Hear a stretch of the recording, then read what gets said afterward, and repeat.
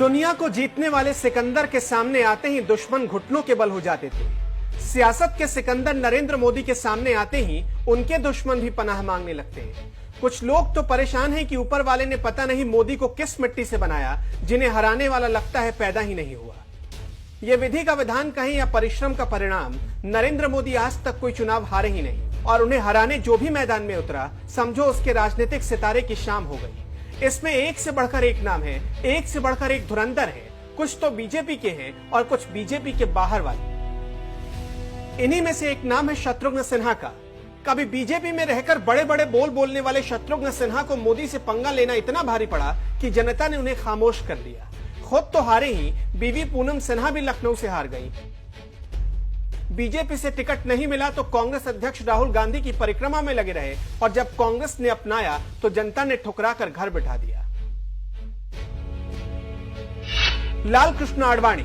राजनीति में पीएम मोदी और लाल कृष्ण आडवाणी का रिश्ता भले ही गुरु शिष्य वाला रहा हो, लेकिन 2013 में पार्टी की राष्ट्रीय कार्यकारिणी की बैठक में नरेंद्र मोदी के पीएम उम्मीदवारी का विरोध करने वालों की आवाज उठी तो उसमें मुखर नाम था आडवाणी का। मोदी जिस आडवाणी के लिए सियासी बिसात पर जीत के मोहरे सजाया करते थे, वही आडवाणी जब भीतर मन से बगावत करने उतरे तो बीजेपी में किनारे लग गए। ना राज्यपाल का ही पद मिला, ना राष्ट्रपति का ही पद। केशुभाई पटेल। गुजरात की राजनीति में यह नाम गायब ही हो गया, क्योंकि गुजरात के इस लेहुआ पटेल नेता ने नरेंद्र मोदी को सत्ता और सियासत से बाहर करने की कसम खाई थी। 2001 में केशुभाई पटेल को ही हटाकर नरेंद्र मोदी गुजरात के सीएम बने थे। केशुभाई तब से नरेंद्र मोदी के खिलाफ संगठन में बगावत करने की कोशिश करते रहे और आखिरकार उनका ही राजनीतिक करियर डूब गया। संजय जोशी। दोस्ती से दुश्मनी का सफर तय करते ही संजय जोशी का करियर भी डूब ही गया। मोदी के दोस्त कहलाने वाले संजय जोशी को गुजरात संगठन का प्रभारी बनाया गया। बाद में आरएसएस के प्रचारक भी बने। माना जाता है कि केशुभाई पटेल का साथ देना संजय जोशी को भारी पड़ गया। मोदी से बगावत के चक्कर में करियर के हाशिए पर पहुंच गए। शंकर सिंह वाघेला। कभी गुजरात की राजनीति के उभरते हुए सितारा कहलाने वाले वाघेला ने जब संगठन में नरेंद्र मोदी को उभरता हुआ देखा तो बगावती रुख अख्तियार कर लिया। नतीजा ये हुआ कि बीजेपी से बाहर हो गए, फिर कांग्रेस में रहकर मोदी को घेरने में लगे रहे। एक दौर था जब कहा जाता था कि वाघेला ही नरेंद्र मोदी को कमर के नीचे मार सकते हैं। आज दौर बदल चुका है। प्रवीण तोगड़िया। मोदी से दुश्मनी करने के चक्कर में अपने सियासी सफर को अधर में पहुंचाने वालों में नाम डॉक्टर प्रवीण तोगड़िया का भी है। एक दौर था जब तोगड़िया मोदी के लिए प्रचार करते थे, लेकिन जब मोदी ने तोगड़िया का इरादा जान लिया तो उनसे दूरी बना ली। प्रवीण तोगड़िया इस बात से चिढ़ गए। वो चाहते थे कि मोदी उनकी जी हुजूरी करे। बात बिगड़ी और प्रवीण तोगड़िया बागी हो गए।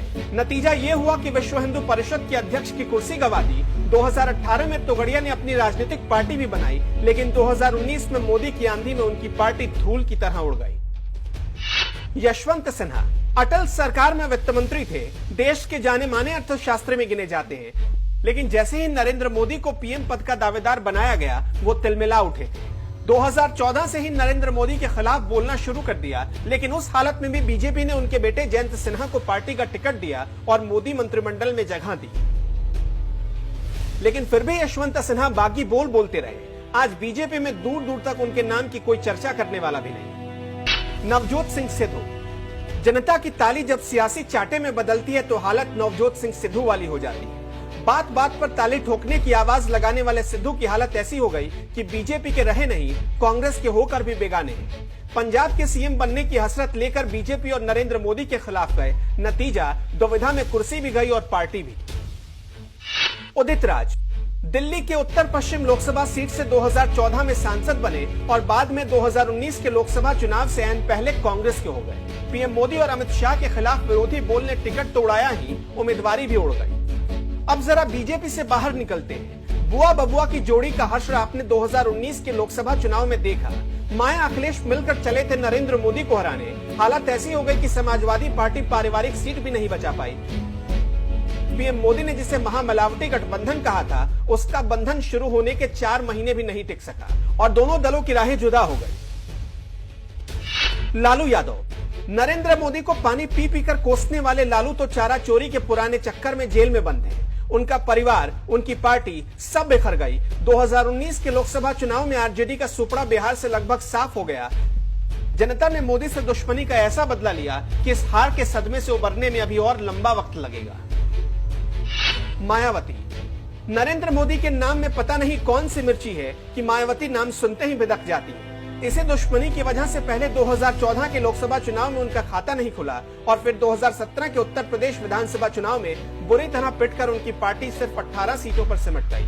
2019 में अखिलेश के साथ मिलकर मोदी को रोकने की हसरत भी चकनाचूर हो गई। राहुल गांधी। मोदी से दुश्मनी का मतलब क्या होता है, अगर ये बखूबी जानना है तो राहुल गांधी से पूछिए। इस दुश्मनी का दर्द तो उनके सीने के हर कोने में मौजूद है और यही दर्द जब हिलोरे मारता है तो अध्यक्ष पद से इस्तीफा देने की जिद शुरू हो जाती है। इसी दुश्मनी की वजह से 2019 के लोकसभा चुनाव में अमेठी जैसी परंपरागत सीट हाथ से चली गई। कांग्रेस खात्मे के कगार पर पहुंच गई और फिर से लोकसभा में विपक्षी दल लायक भी सीटें नहीं जुटा पाई। महबूबा मुफ्ती। कभी बुरहान वानी के लिए हमदर्दी, कभी अलगाववादियों के लिए हमदर्दी और कभी पत्थरबाजों से हमदर्दी। नरेंद्र मोदी से दुश्मनी के चक्कर में महबूबा मुफ्ती अंधी हो चली थी। जब भी आर्टिकल 370 पर चर्चा शुरू होती, महबूबा बिलबिला जाती थी। लेकिन इसे दुश्मनी में ऐसी लुटी पिटी कि अपनी अनंतनाग सीट भी नहीं बचा पाई। 2019 के चुनाव में उनका सांप्रदायिक और आतंक हमदर्द बयान भी उन्हें इस हार से बचा नहीं पाया। चंद्रबाबू नायडू। पीएम बनने की बहुत जल्दी में नजर आ रहे थे चंद्रबाबू नायडू। ख्वाहिश तो थी कि 2019 के नतीजे आए और बीजेपी विरोधी दल उन्हें अपना नेता मान ले, लेकिन बेचारे इस चक्कर में आंध्र प्रदेश की कुर्सी हाथ से धो बैठे। हालत यह हो गई कि लोकसभा में उनकी पार्टी की सिर्फ 3 सीटें रह गई और विधानसभा में सिर्फ 23। अरविंद केजरीवाल। हर बात के लिए मोदी को जिम्मेदार ठहराने वाले अरविंद केजरीवाल की आम आदमी पार्टी दिल्ली की सातों लोकसभा सीटों पर धड़ाम हो गई। नीतीश कुमार। नीतीश कुमार की हालत तो देख ही रहे होंगे आप। कार्यक्रम नीतीश का होता है लेकिन नारे मोदी मोदी के गूंजते हैं और नीतीश कुमार को चुपचाप ये सहना पड़ता है। इसी तरह आईपीएस संजीव भट्ट, मणिशंकर अय्यर और कपिल सिब्बल की हालत भी किसी से छुपी नहीं है। ममता बनर्जी। मोदी का नाम सुनते ही ममता दीदी उचक कर बैठ जाती हैं।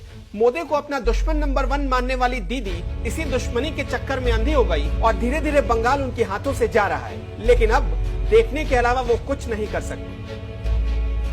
मोदी की सियासत में बगावत के रोड़े डालने वालों के लिए ये आंकड़े डराने वाले हैं। मतलब साफ है, मोदी से पंगा लिया तो सियासी सितारे गर्दिश में चले जाएंगे।